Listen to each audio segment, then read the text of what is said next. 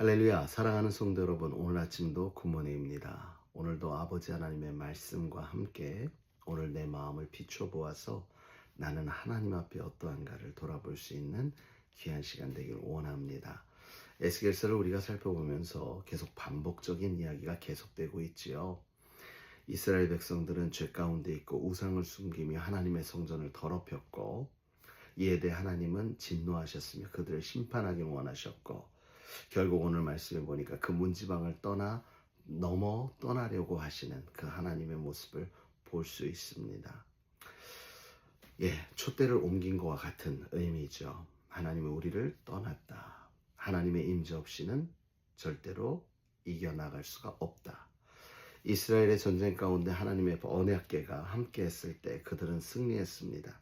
언약궤가 있어서 승리한 것이 아니라 언약의 말씀 위에 하나님의 영이 함께 임하였기 때문에 승리할 수 있었던 것이죠.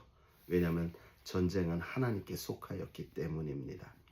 그러므로 오늘 이 시간 이 말씀을 통해 우리에게 주심은 하나님이 오늘 우리의 마음 가운데 임하길 원하신다라는 그 사실. 내가 하나님의 임재를 깨닫고 그 하나님을 의지하여 살아가라고 하시는 하나님의 놀라운 은혜의 베품임을 이 시간 기억하고 말씀으로 함께 들어가는 시간 되길 원합니다. 오늘 말씀을 통하여서 오늘 우리는 하나님은 어떤 분인가를 먼저 보기 원합니다. 첫 번째로 12절의 말씀에 보니까 이런 말씀이 있어요. 그 온몸과 등과 손과 날개와 바퀴 곧 내 그룹의 바퀴의 둘레에 다 눈이 가득하더라. 있는 곳마다 눈이 가득하다라는 겁니다. 에스겔이 본 환상에서 바퀴에 눈이 가득한 것은 다름 아니라 우리의 삶, 우리의 중심, 우리의 선택까지도 하나님은 다 보고 계시다는 거지요. 하나님은 오늘도 우리를 일거수일투족 바라보시며 눈동자같이 지키시는 바로 그러한 하나님이기에, 하나님은 어디서든 어떤 상황에서든 일을 하시는데 누구를 위해 일하신다? 우리를 위해 일하고 계셔서 공의롭게 이 땅을 통치하기를 원하시는 하나님의 놀라운 사역이 바로 우리를 향해 있음을 우리는 기억해야 할 것입니다. 우리는 너무나도 많은 사람들의 눈을 의식하지만 오늘 사무엘상 16장 7절의 말씀에 보니까 사람을 외모로 보거니와 나 여호와는 마음의 중심을 보느니라 라고 말씀하고 있습니다. 여러분, 이렇게 얘기하면 어떨까요? 다 들켰어요. 눈치채셨다니까요. 누가요? 하나님이요. 감출 수가 없습니다. 숨길 수가 없습니다. 그러니 오늘 나를 향하여 나의 계획대로 나의 뜻을 따라 이루어졌던 오늘 하루가 하나님을 향하여 다시금 발걸음을 돌이켜 하나님께 영광이요, 우리를 통치하시고 주관하신 그 하나님의 은혜 안에 평강과 믿음의 확신으로 살아갈 수 있는 저와 여러분 되길 주님의 이름으로 축원합니다. 또한 하나님의 모습은 어떠한 모습이었을까요? 19절에서 20절의 말씀에 보니까 날개를 드는데 그들 위에는 하나님의 영광이 가득했더라 라고 말씀하고 있습니다. 우리의 삶에 하나님의 영광이 임할 때가 있습니다. 하나님의 영이 임하면 어떻게 될까요? 우리의 삶에 혼돈 대신 평안이 오고요, 불안함 대신 확신이 옵니다. 이 말은 반대로 얘기하면 하나님의 영이 임하여 하나님과 동행하는 삶을 살지 않는다면 혼돈 대신 평안이 아니라 평안 대신 혼돈이요, 확신 대신 불안함이 우리를 뒤흔들 것입니다.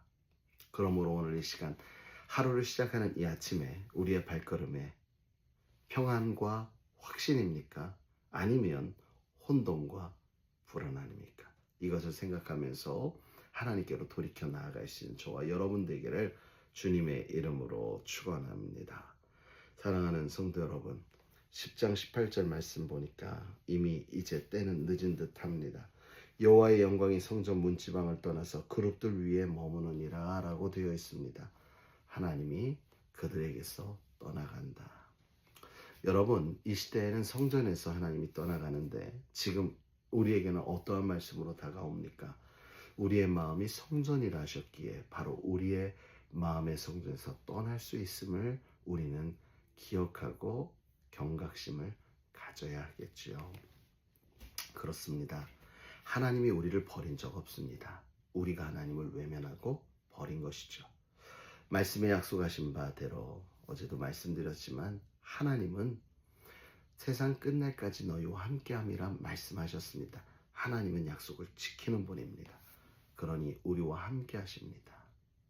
그런데 우리가 발견하지 못해서 동행하지 못하는 거고, 붙들지 못해서 동행하지 못하는 거고, 의지하지 못하여 동행하고 있으나 동행한지 모르고 살아가는 것이 우리들의 어리석음이라는 거죠. 오늘도 하나님은 우리와 함께 하십니다.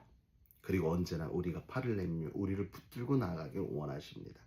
그 하나님과 오늘 승리하는 귀한 하루 되시길 주님의 이름으로 축원합니다.